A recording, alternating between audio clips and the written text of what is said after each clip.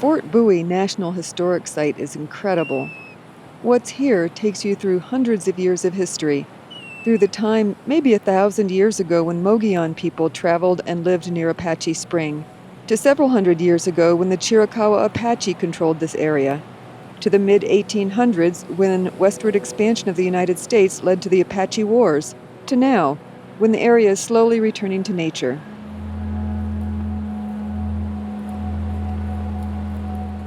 There's one trail here, and that's the one we took on this hike, passing the location where Lieutenant Bascom attempted to arrest Cochise, passing the cemetery, Apache Pass, Apache Spring, and the remains of both the first Fort Bowie and the second.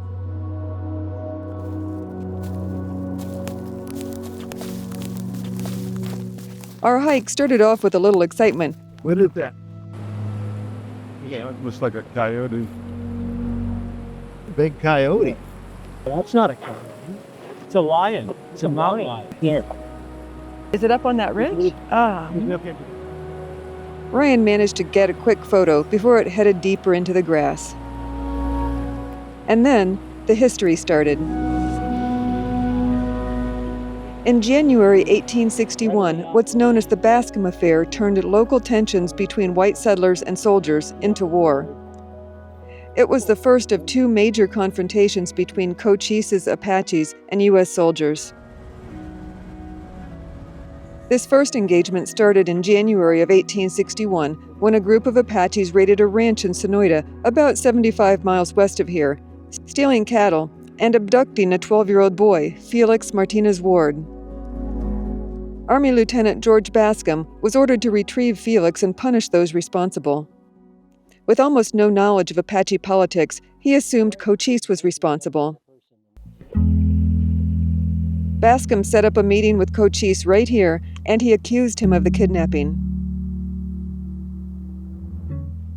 As the meeting devolved into chaos, Cochise cut through the tent and escaped, but several of his relatives were captured. In response, Cochise took American and Mexican captives in an effort to negotiate a prisoner exchange. Bascom refused to release Cochise's relatives unless the boy was returned, something Cochise couldn't do because his band hadn't kidnapped the boy. Finally, Cochise killed his captives, and Bascom hanged Cochise's relatives. This started a decade-long guerrilla war between Cochise's band and U.S. forces and directly led to the creation of Fort Bowie a year later. Going back in time before the Bascom incident, in 1858, the Butterfield Overland Mail Company built the Apache Pass stage station here. At the station, passengers could get a meal of bread, coffee, meat, and beans for 50 cents. The mail route ended in 1861 when tensions and fighting between soldiers and Apaches increased.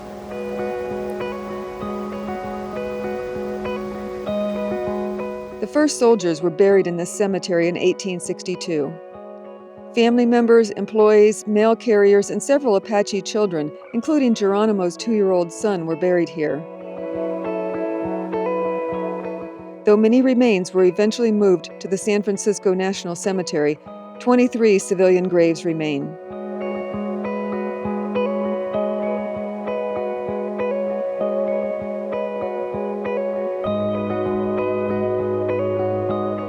This was the building that served as Tom Jeffords' office from 1875 to 1876 as he managed the reservation that was established after the Chiricahua Apache surrendered.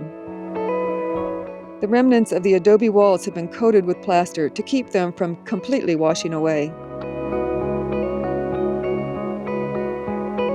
As I mentioned earlier, there were two major confrontations between Apaches and U.S. soldiers that led to war. The first was the Bascom Affair. The second was the Battle of Apache Pass. This battle took place as Union soldiers marching east from California arrived in the area of Apache Pass in mid-July 1862, and they desperately needed the water at Apache Spring, which was the only reliable source of water for the next 50 miles. They entered the pass and quickly were pinned down by Apache warriors who had the high ground. It was a lengthy fight, and the warriors withdrew only after 2 Army howitzers began firing on them. With that, the soldiers won the water, and the Army determined that a permanent fort was needed.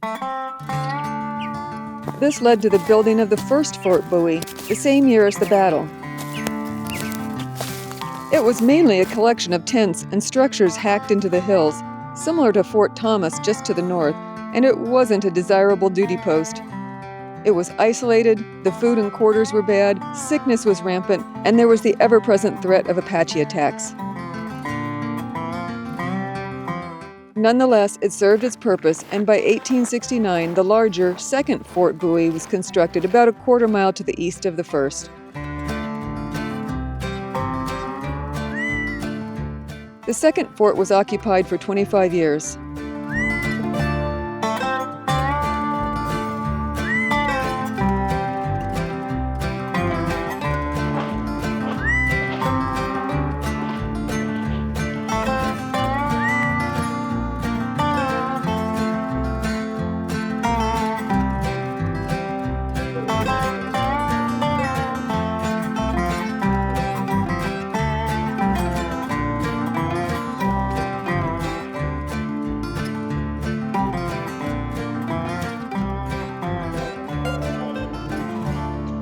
After the outcome of the war, which, as you know, ended terribly for the Apaches, it was abandoned in 1894.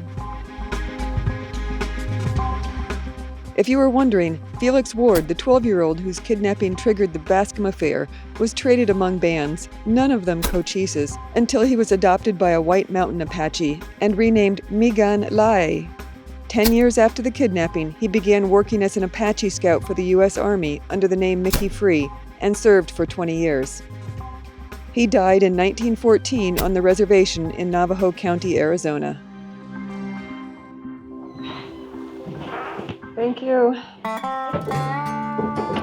As you can imagine, this only scratches the surface of what happened in this area over the last 200 years, and I'll leave some links below if you're interested in reading more.